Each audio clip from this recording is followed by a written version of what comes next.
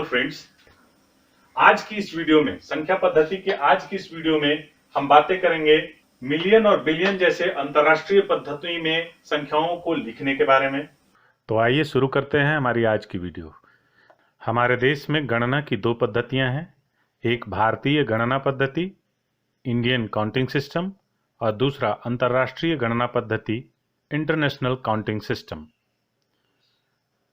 गणना की भारतीय पद्धति में हम इकाई, दहाई, सैकड़ा, हजार, 10,000, लाख, 10 लाख, करोड़, 10 करोड़ इत्यादि करते हुए आगे तक महाक्षौणी तक जाते हैं, जबकि अंतर्राष्ट्रीय गणना पद्धति में हम मिलियन, बिलियन, ट्रिलियन, क्वाड्रिलियन और क्वांटिलियन करते हुए आगे तक बढ़ते हैं।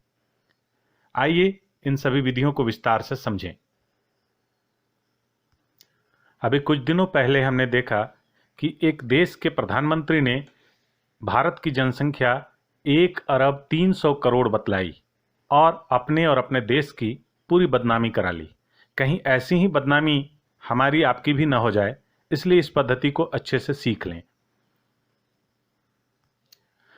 क्या million, billion, trillion, quadrillion, Quintillion नहीं जानने के कारण आपको शर्मिंदा होना पड़ता है?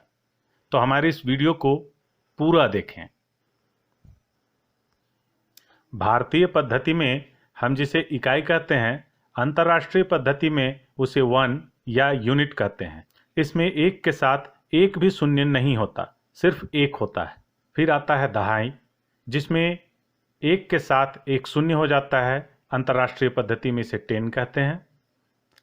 फिर सैकड़ा, जिसे अंतर्राष्ट्रीय पद्धति में 100 कहते हैं, इसमें शून्यों की संख्या 2 हो जाती है। फिर हजार, जिसे 1000 कहते हैं और शून्य की संख्या 3 हो जाती है। फिर 10,000, जिसे 10,000 कहते हैं, जिसमें शून्यों की संख्या 4 हो जाती है।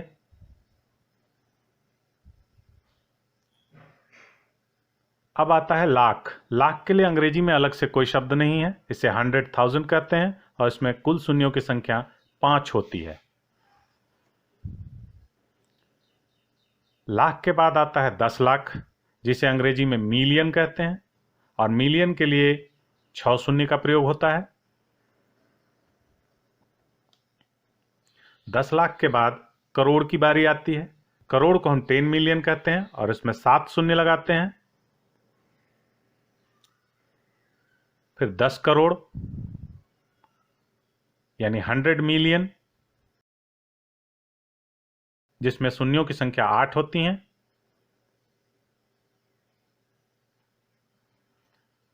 फिर 1 अरब। 1 अरब यानी 1 बिलियन, 1 बिलियन, जिसमें कुल शून्यों की संख्या 9 होती हैं।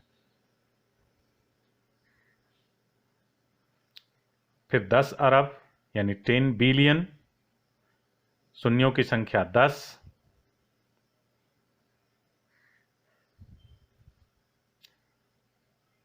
फिर 1 खरब यानी 100 बिलियन, शून्यों की संख्या 11।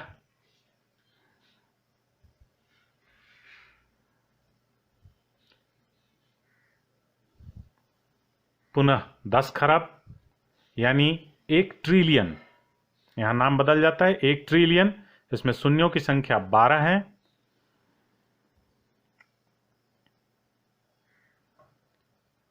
फिर नील, 1 नील, जिसे हम 10 ट्रिलियन कहते हैं, इसमें शून्यों की संख्या 13 है।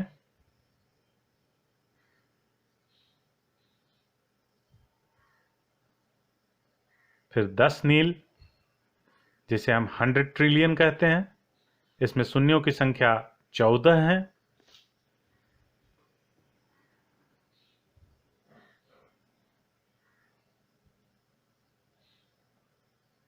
फिर 1 पद्म, जिसे हम क्वाड्रिलियन कहते हैं, इसमें शून्यों की संख्या 15 है।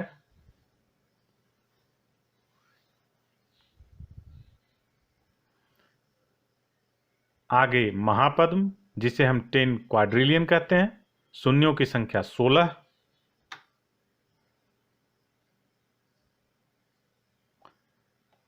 फिर शंख, जिसे हम 100 क्वाड्रिलियन कहते हैं, शून्यों की संख्या 17।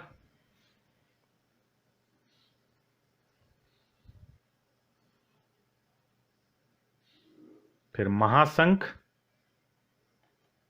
जिसे हम क्विंटिलियन कहते हैं, शून्यों की संख्या 18,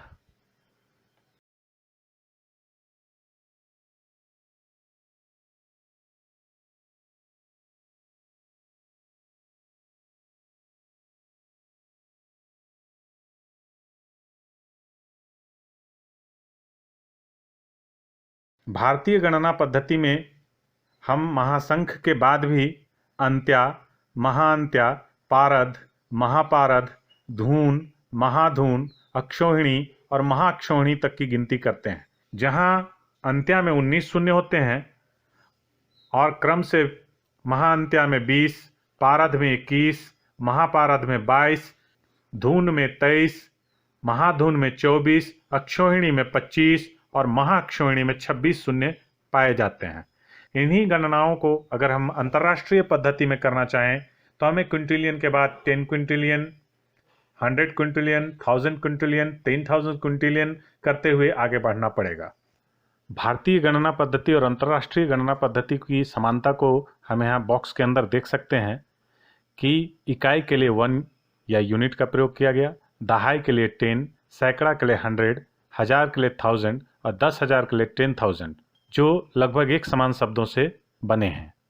लेकिन इसके बाद हम देख सकते हैं कि भारतीय गणना पद्धति में जहां लाख है, वहीं अंतर्राष्ट्रीय गणना पद्धति में हम उसे 100,000 कहते हैं। 10 लाख के लिए मिलियन जैसे नए शब्द का प्रयोग हुआ है, हम देख सकते हैं काले रंग से। फिर आगे की संख्याओं को देखते जाएं तो अरब में हम बिलियन कहते हैं, 10 खरब में हम ट्रिलियन कहते हैं, पद्म को क्वाड्रिलियन कहते हैं, महाशंख को क्विंटिलियन कहते हैं। अर्धविराम का प्रयोग, यूजेज ऑफ कॉमा, भारतीय गणना पद्धति, इंडियन काउंटिंग सिस्टम और अंतर्राष्ट्रीय गणना पद्धति, इंटरनेशनल काउंटिंग सिस्टम, दोनों ही में हम देखते हैं कि संख्याओं को सरल और सुलभ बनाने के लिए कॉमा का प्रयोग किया जाता है, अर्धविराम का प्रयोग किया जाता है। हमने यहाँ भारतीय गणना पद्धति से महाशंख को लिया है, जबकि अंतर्राष्ट्रीय गणना पद्धति से उसी के बराबर की संख्या क्विंटिलियन को लिया है। हम यहाँ पर देख सकते हैं कि भारतीय गणना पद्धति में पहली बार 3 अंकों के बाद कॉमा का प्रयोग हुआ है, उसके बाद लगातार 2-2 अंकों के बाद कॉमा का प्रयोग होता चला गया है, जो आगे भी चला जाएगा। जबकि अंतर्राष्ट्रीय गणना पद्धति में क्विंटिलियन में प्रारंभ में भी 3 अंकों के बाद कॉमा का प्रयोग हुआ है और आगे भी लगातार 3-3 अंकों के बाद कॉमा का प्रयोग होता चला गया है। सामने दिख रहे चार्ट में हम सहजता से समझ सकते हैं कि किस प्रकार इंडियन काउंटिंग सिस्टम और इंटरनेशनल काउंटिंग सिस्टम में कॉमा का प्रयोग होता है। फिर से एक बार भारतीय गणना पद्धति, इंडियन काउंटिंग सिस्टम और अंतर्राष्ट्रीय गणना पद्धति, इंटरनेशनल काउंटिंग सिस्टम को एक साथ मिलाकर देखेंगे। मुख्य बिंदु में जब हम 10 लाख कहते हैं तो उसे 1 मिलियन कहा जाता है। जब हम 1 अरब कहते हैं तो उसे 1 बिलियन कहा जाता है। जब हम 10 खरब कहते हैं तो उसे 1 ट्रिलियन कहा जाता है। जब हम 1 पद्म कहते हैं तो उसे 1 क्वाड्रिलियन कहा जाता है। जब हम 1 महाशंख कहते हैं तो उसे 1 क्विंटिलियन कहा जाता है। इस उदाहरण से हम यह समझ सकते हैं कि भारतीय गणना पद्धति और अंतर्राष्ट्रीय गणना पद्धति में किस प्रकार कॉमा का प्रयोग होता है। हम यहाँ पर देख सकते हैं बाईं ओर हम भारतीय गणना पद्धति में 9,99,999 लिखे हुए हैं, जिसमें हम देख सकते हैं कि भारतीय गणना पद्धति में पहली बार 3 अंकों के बाद कॉमा है, फिर 2-2 अंकों के बाद कॉमा दिया जा रहा है। जबकि अंतर्राष्ट्रीय गणना पद्धति में 999,999 में हम देख सकते हैं कि 3-3 अंकों के बाद कॉमा दिया जा रहा है। अगर आप हमारे चैनल में नए हैं और हमारे चैनल को अब तक सब्सक्राइब नहीं किया तो इसे जल्दी से सब्सक्राइब कर लें। इसके कमेंट बॉक्स में कमेंट लिखें, इसे अपने दोस्तों के साथ शेयर करें और हाँ, सब्सक्राइब बटन के बगल वाले बेल आइकन के बटन को जरूर दबाएं और इसमें से ऑल को सिलेक्ट कर लें ताकि हमारे सारे नए वीडियो के अपडेट्स आपको मिलते रहें।